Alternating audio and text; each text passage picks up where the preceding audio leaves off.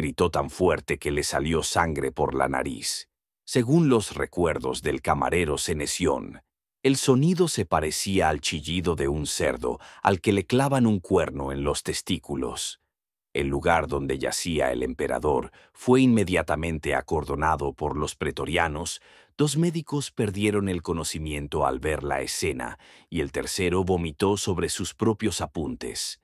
Sobre el frío mármol, bajo las piernas encogidas por el dolor, quedó un charco de líquido turbio con vetas de pus. No era la primera noche que su cuerpo se negaba a seguir viviendo, pero esta vez fue definitivo. La crónica del cónsul Licinio Aulo, escrita en el tercer pergamino, informa: en el 6.º día antes del solsticio, Nerón fue encontrado tendido sobre su costado derecho, emitiendo sonidos inarticulados. Los ovarios estaban aplastados. Ambas glándulas eran una bolsa de sangre. No podía hablar, solo temblaba y susurraba el nombre de su madre. Habían pasado 7 semanas desde que llegó al Senado la primera denuncia anónima exigiendo arrancar la raíz de la locura del cuerpo de Roma. El emperador se encontraba en ese momento en la villa de Ancio, rodeado de cantantes, niños y falsos filósofos. Ya no se levantaba, orinaba con dificultad y su orina olía a col podrida. Las venas de las piernas se hinchaban tanto que la sábana se empapaba de sangre durante la noche. Los médicos lo atribuían a un riñón hipertrofiado. Le recetaron sanguijuelas que le colocaban en la base de la columna vertebral durante 1/4 de hora, 2 veces al día. Le untaban la piel con una pomada espesa de resina de ciprés y comino molido, 3 veces al día. No le tomaban la temperatura, solo olían el sudor, que desprendía un olor a aceite rancio. En los últimos diarios de Lucio Agripa, conservados en el archivo de la prefectura de Ostia, se indica: Nerón exigía que le trajeran una almohada cada 2 horas. Gritaba que un demonio judío se había escondido en el colchón. Tenía los dedos de los pies negros. Después de beber vino, ordenaba a los sirvientes que lamieran el suelo. Un niño llamado Spor murió de miedo. Para entonces la guardia ya se cambiaba cada noche. Los partidarios del partido senatorial y los parientes más cercanos de Agripina por parte de Junia luchaban por el derecho a controlar el acceso al cuerpo. Las cerraduras de las puertas se cambiaban a diario.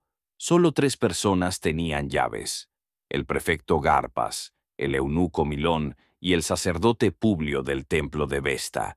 Este último desapareció posteriormente. El vino se probaba delante del escriba. Se anotaba cada sorbo. Uno de los sirvientes fue ahorcado por manchar el sello de la ánfora. Sus entrañas fueron colgadas sobre la entrada de la sala termal para que el olor de la traición ahuyentara a los judíos. La sangría se prescribía en pequeñas dosis, 3 veces por semana, de las venas del tobillo izquierdo. A la tercera vez, el médico Gemino observó que la sangre era espesa, como queso agrio. En su informe señaló: el paciente es incapaz de tener relaciones sexuales, el escroto está deformado, la glándula derecha está retraída y del orificio izquierdo sale pus con sangre. 2 días después, Geminus fue encontrado muerto con la boca tapada y los pies quemados. Nerón seguía intentando gobernar. Ordenó crucificar a la esposa de uno de los senadores por supuestamente burlarse de su voz. Colgaron el cuerpo de la mujer en el atrio. Ordenó que alimentaran a los perros con su carne y luego gritó toda la noche: «Está cantando, me está cantando al oído». Nadie se atrevió a replicar. Su discurso se volvió incoherente. Exigía que le trajeran fragmentos de espejos. Decía que veía a su madre en los reflejos. El médico Melan sospechó que padecía fiebre cerebral.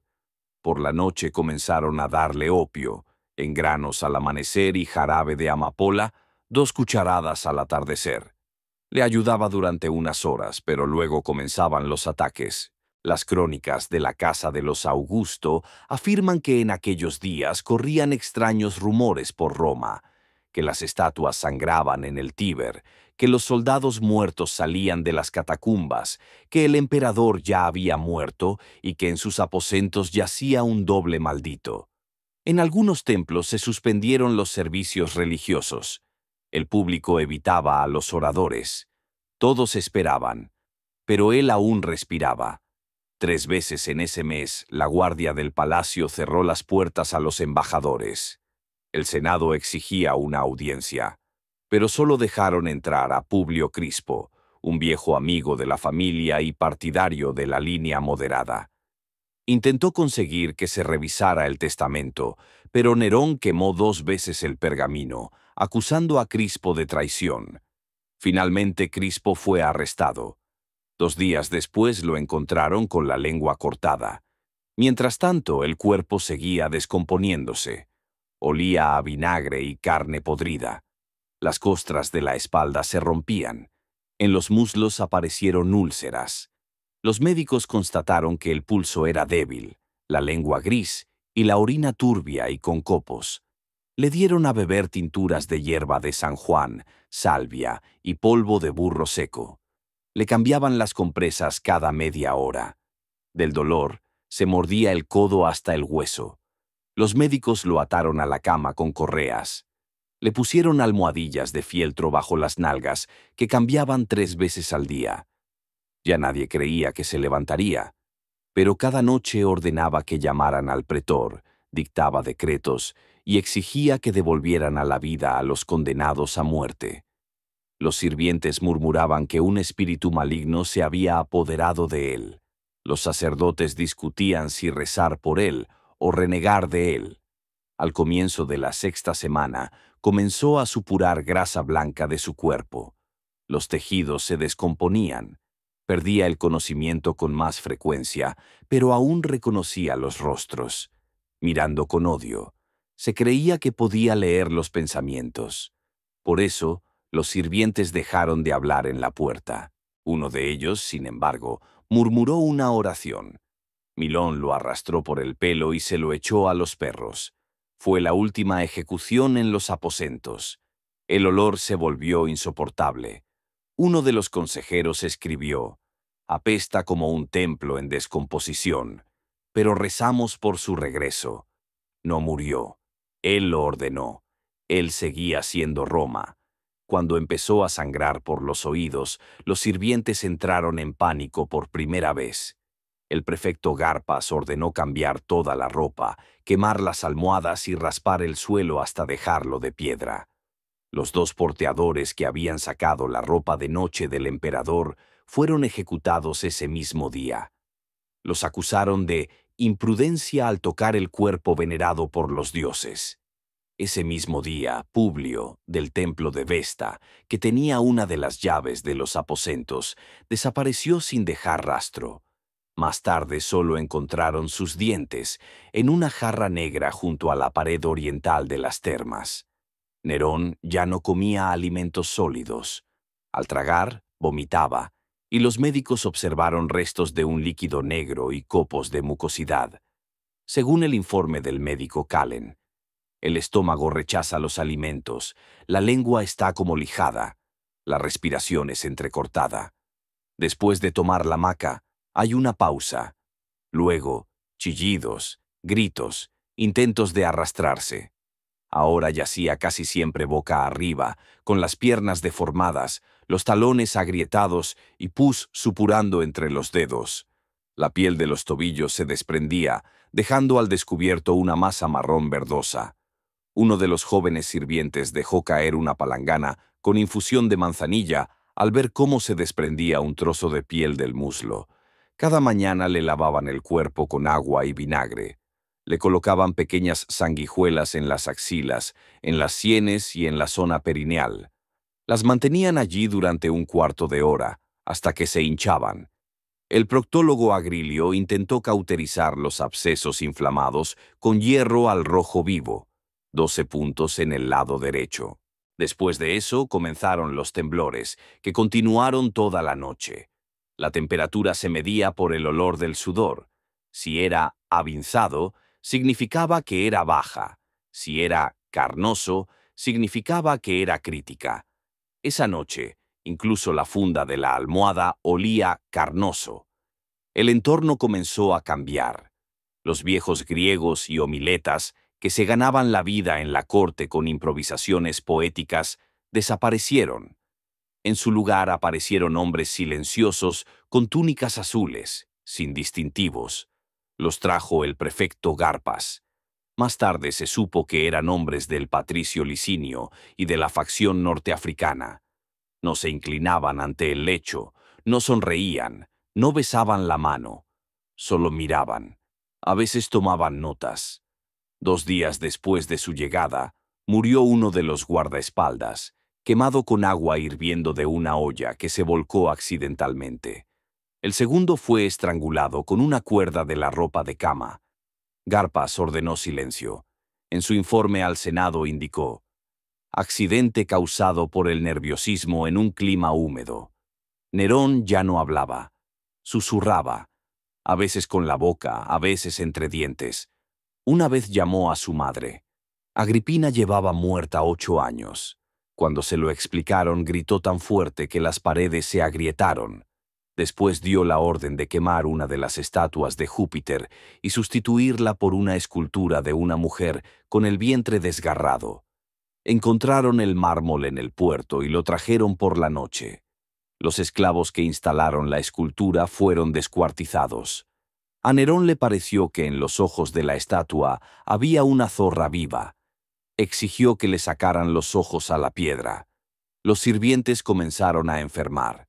Según las notas oficiales, 5 murieron de enfermedad del oído y los intestinos. En realidad, fue por la maldición del lecho. Eso se decía en los pasillos. Los sacerdotes se negaron a entrar en los aposentos. Uno, el padre Balbino, se decidió, pero lo sacaron inconsciente. El cuerpo del emperador se había hinchado tanto que los dedos de su abdomen no se juntaban. De él brotaba un líquido. Se decía que el hedor era tal que el cristal de la lámpara se había ennegrecido. Todo lo que tocaba la piel se infectaba. Cada noche se celebraban reuniones secretas. En el ala norte, detrás de los tapices. Allí se reunían Harpas, Milón, el nuevo embajador de Egipto, y 2 hombres de Sicilia, cuyos nombres no se conservan en ninguna crónica. Discutían el destino del testamento. Nerón había dictado anteriormente 3 versiones. En una, el poder pasaba al templo de Vesta. En otra, al Senado. En la tercera, al más digno. Así se nombró a sí mismo en su último delirio. La última voluntad fue sustituida esa misma noche. La sustituyó el eunuco Milón, cambiando el lacre. El texto original fue quemado en la chimenea, que llevaba 2 días sin encenderse. El humo negro se escapó por las rendijas. Los guardias ya no revisaban la comida. Decían que el emperador ya no distinguía los sabores. Mordía la tela con los dientes, tragaba fragmentos de espejos. Los médicos intentaban introducirle una infusión de cebada a través de un tubo, pero se ahogaba. 2 días después, los riñones dejaron de funcionar. La orina goteaba en la palangana, era de color marrón y olía a cangrejo podrido. Le vaciaban 2 veces al día, pero la palangana se llenaba durante la noche. Las sábanas tenían manchas con vetas de mucosidad. Por la mañana todas las manchas se oscurecían. Se volvían casi negras. Los embajadores de Partia se negaron a entrar en la habitación. Uno, supuestamente, se quedó ciego por el hedor. El segundo se arrancó la lengua para no maldecir a Roma. Nadie lo creyó, pero por la ciudad corrieron rumores de que se trataba de un castigo divino. Los vendedores de pescado comenzaron a cortar los ojos de los cadáveres para no parecerse al emperador. Los templos se vaciaron. Incluso el templo de Juno se cerró durante 3 días. Los sirvientes ahora tenían miedo incluso de tocar la cama. No cambiaban la ropa de cama durante 3 días. Las moscas se les pegaban a la cara. Uno de los médicos sugirió que se taparan los oídos con cera para no oírlo. El emperador gritó toda la noche. Veía a un niño con colmillos sentado a sus pies. Lo golpeó con un candelabro. Rompió una lámpara de piedra. Se golpeó el pecho y se abrió un viejo absceso. De allí salió algo espeso y gris. Lo untaron con una pomada de arsénico y incienso. Cada hora. Todo fue inútil. El cuerpo ya no respondía. Se retorcía en convulsiones. Se le cayeron los dientes del lado derecho. La boca se le torció. La saliva se mezclaba con pus. El pelo se le pegó. Tenía los párpados hinchados. No podía estirar los dedos. Los sirvientes le levantaban la mano para que bendijera a los invitados. Su mano caía como si estuviera muerta, pero aún seguía vivo. Y nadie se atrevía a decir, se está muriendo. Cuando empezaron a caerse las uñas, todos los que lo rodeaban comenzaron a susurrar. El médico Callen fue el primero en decirlo. Se está pudriendo vivo. La orden era clara. No volver a decirlo nunca más. Milón le arrancó la lengua a Callen y la colgó en la puerta del armario de los inciensos. A partir de entonces, nadie tocó el cuerpo sin guantes de lana gruesa, impregnados en vinagre y pino molido. Todos los registros se llevaban ahora en 2 libros. Uno, oficial, en el que se anotaba, se encuentra estable, animado, con voz clara. Y otro, escondido en un hueco detrás de un candelabro, junto al orinal. Allí se escribía la verdad. Las manos del emperador se hincharon hasta los codos. Las falanges se endurecieron como protuberancias óseas. De debajo de las uñas brotaba un líquido que olía a vinagre, carne podrida y pus. El rostro se deformó. El ojo izquierdo solo se cerraba a medias. El derecho había empezado a derretirse. Según la descripción del médico Firmo, del iris salía un gel turbio y amarillento. Se lo lavaban con una decocción de plantago con sal. Luego, solo con agua. Después, con nada. Simplemente se lo vendaban con un paño negro. Las moscas seguían posándose. La ropa ahora consistía en tiras de tela enrolladas alrededor del cuerpo, que se cambiaban cada 2 días. Cada cambio de ropa se convertía en una tortura. La piel se desprendía como si estuviera hervida. Las úlceras en la ingle alcanzaban el tamaño de la palma de la mano. En la zona perineal había una herida purulenta continua. Los testículos habían sido aplastados hacía ya 2 semanas. No se pudrían, simplemente habían desaparecido. El lugar debajo de ellos era blando, amoratado y cubierto por una costra difusa. Al tocarlo, chillaba. Una vez, del dolor, se mordió el labio inferior. La sangre y el pus salpicaron al médico y a 2 sirvientes. Uno de ellos quemó más tarde su ropa, se negó a volver y fue apuñalado con una espada por los guardias. Garpas dejó de permitir la entrada incluso a los senadores leales. La versión oficial era: el emperador se prepara para un anuncio importante. En realidad, su cuerpo ya no le permitía aparecer en público. Olía a humedad de cripta y su voz se había vuelto ininteligible. Podía susurrar, pero no eran palabras, sino intenciones. A veces, solo nombres. Quien oía su nombre desaparecía. Algunos caían de rodillas, otros salían en silencio y no volvían. Uno de los sacerdotes dijo: «Se ha apoderado de él un cerdo con un hocico de oro». Sus huesos fueron encontrados más tarde en un pozo. Cada noche le hacían al emperador compresas de tomillo, diente de león y ceniza. Las cambiaban cada media hora. Los vendajes se ennegrecían por el pus. Su respiración era sibilante, con silbidos. Los médicos acercaban el oído a su pecho. Al principio oían un ronquido. Luego como si se revolvieran sapos. Después, solo burbujeos. Ya no orinaba. El abdomen se hinchó. Uno de los médicos dijo: «Hay oscuridad en él». Lo estrangularon con una almohada delante de Milón. «Hay demasiados poetas en este palacio», comentó el eunuco.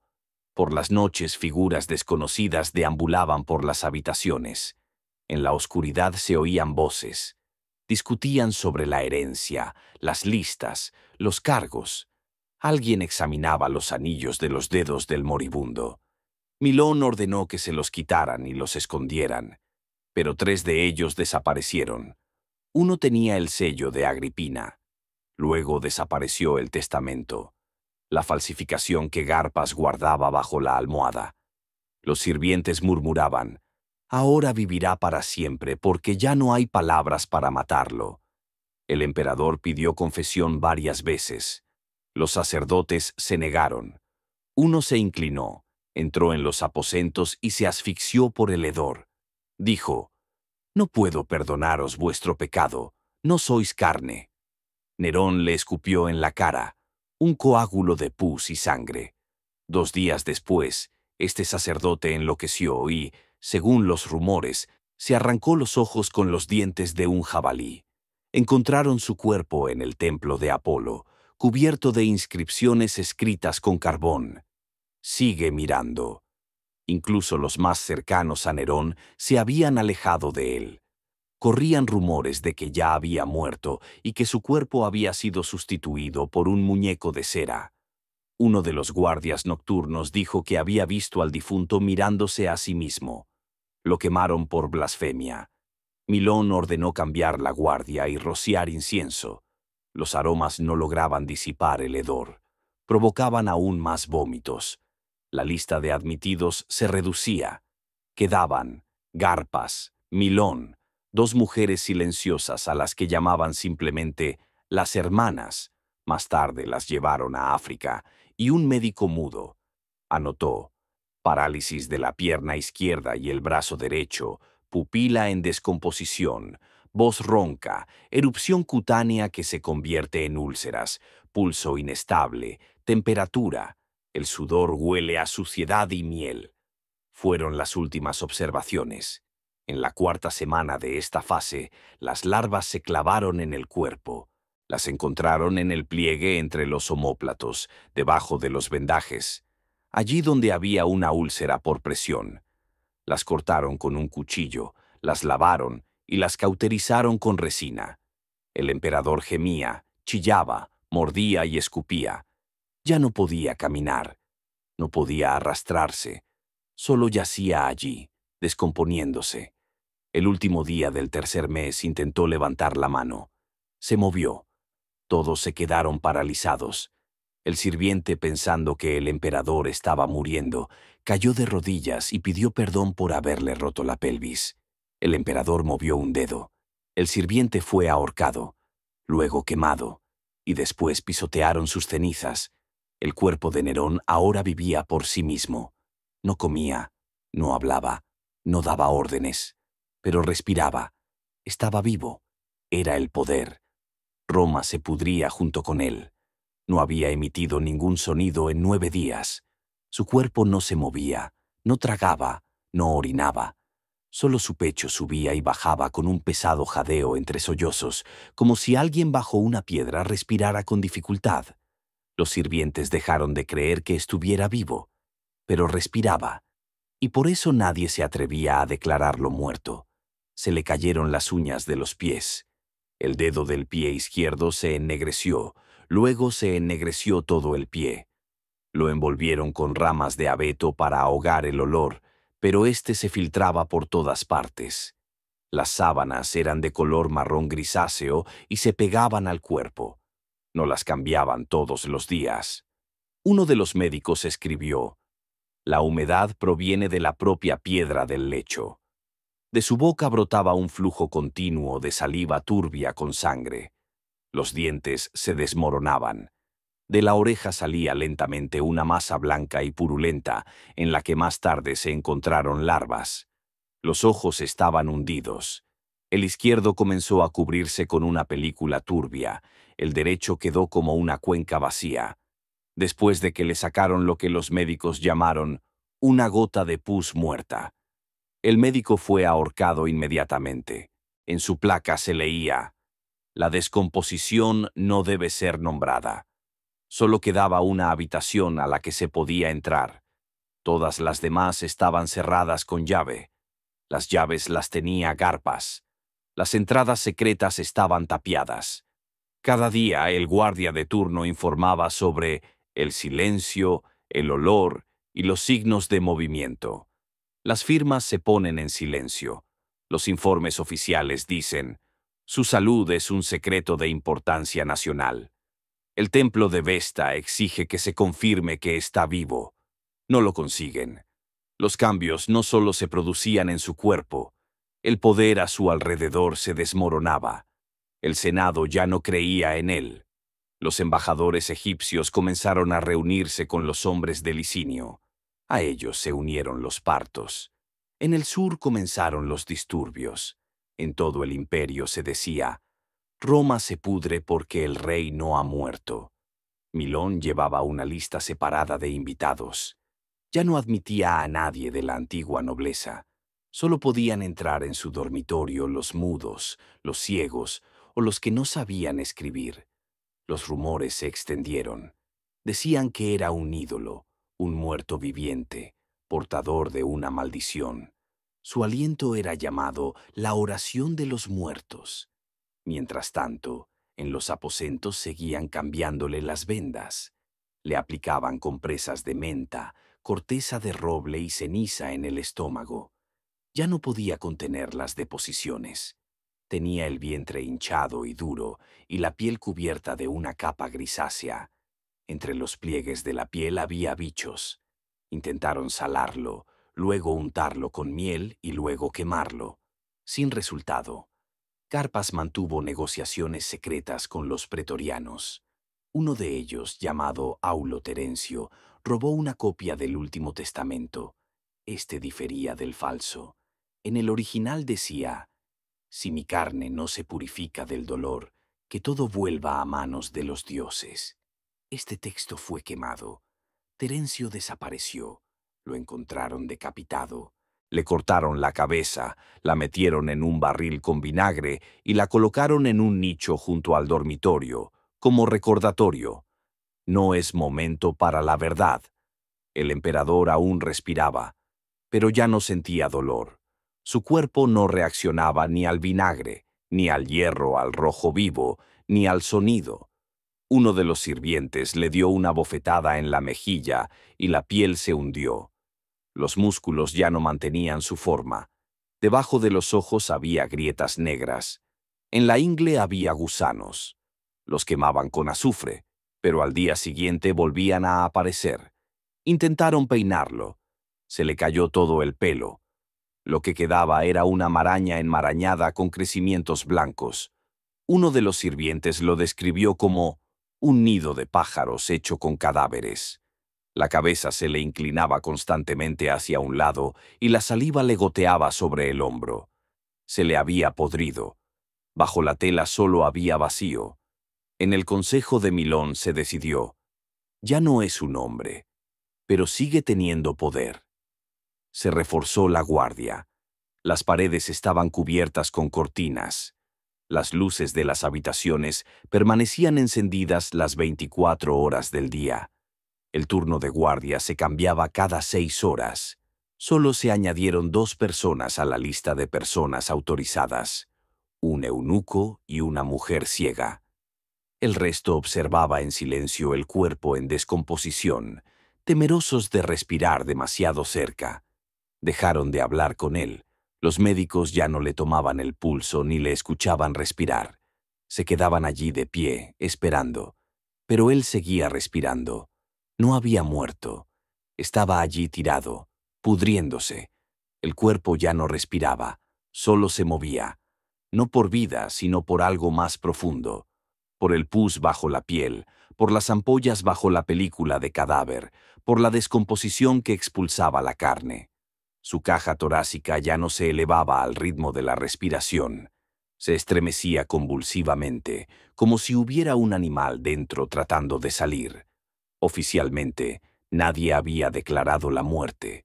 Nadie sabía cómo llamarlo. En la mañana del 14º día del último mes, Milón y Garpas convocaron un consejo nocturno. Entraron en los aposentos acompañados por 3 sordomudos y un verdugo. El emperador yacía boca arriba, con la boca abierta. De ella sobresalía la lengua, seca, de color verde oscuro, pegada a la mejilla por el pus. Le faltaba un ojo y el otro estaba vidrio. La piel se movía debajo de él. Cuando uno de los mudos se acercó para limpiarle la frente, de su boca salió un sonido, no un grito ni un gemido, sino un jadeo parecido al crujir de huesos en el fuego. Garpas ordenó quemar toda la ropa, ordenó sellar la entrada, colocar el cuerpo en un sarcófago de plomo, pero para ello había que hacer una cosa: reconocer la muerte. Milón se negó. Declaró: mientras la carne no se detenga, él es el emperador. Pero la carne no le hizo caso. El cadáver comenzó a emitir sonidos, gritos, sollozos, gorgoteos. El olor se volvió insoportable. Ni siquiera el aceite ni la resina podían con él. Uno de los guardias quedó ciego y el otro murió asfixiado. Los sacerdotes se negaron a acercarse. Las ancianas del lugar susurraban: «Hay demonios viviendo en él. Su cuerpo ya no es suyo». Cuando lo pusieron en el ataúd, se movió. Tenía convulsiones, como un cadáver reciente. Los sirvientes salieron corriendo. Solo quedó el verdugo. Tomó una barra de hierro y le atravesó el pecho. Todo quedó en silencio. Solo entonces lo declararon muerto. Las crónicas posteriores afirman: el emperador falleció a las 5 de la madrugada. Su muerte fue reconocida como un acto de purificación divina. Pero, en realidad, solo se reconoció la muerte después de que el cuerpo comenzara a descomponerse en la habitación. El líquido se derramó sobre la piedra y el suelo se cubrió con plomo. Los sirvientes envolvieron el cadáver en telas, pero éstas se desprendían. Los dedos se desprendían. Uno cayó en un cuenco con incienso. Nunca lo encontraron. Sellaron el ataúd. Lo rociaron con resina. Olía a carne quemada. La prefectura quería llevarse el cuerpo antes del amanecer. Pero los perros aullaban en las calles y las ratas salían de las alcantarillas. La gente decía: «Se ha quedado». Cuando sacaron el sarcófago, 3 soldados murieron el primer día. Uno enloqueció y se arrojó al río. Otro quedó ciego. El tercero gritó: «Susurra a través del hierro». El entierro se llevó a cabo en completo silencio, sin estandartes, sin séquito, sin sacerdotes, solo antorchas de aceite, rostros cubiertos y un séquito armado. El sarcófago fue enterrado por la noche. Por la mañana se formó un montículo en el lugar del entierro. Lo cubrieron con piedras. No había ningún nombre en la lápida. A la mañana siguiente estalló una revuelta en Roma. Licinio anunció que el viejo muerto ya no gobernaba. Los egipcios declararon el fin de su sometimiento. Partia rompió el tratado. El Senado se reunió por primera vez en 3 meses. Milón fue ahorcado. Garpas fue envenenado. Todos los rastros de la presencia de Nerón en los documentos fueron quemados. Pero en los sótanos del antiguo palacio, algunos seguían jurando que oían algo por las noches, como si algo golpeara el mármol, como si respirara, a través del plomo, a través de la piedra. Había muerto, pero no estaban seguros de que fuera el final.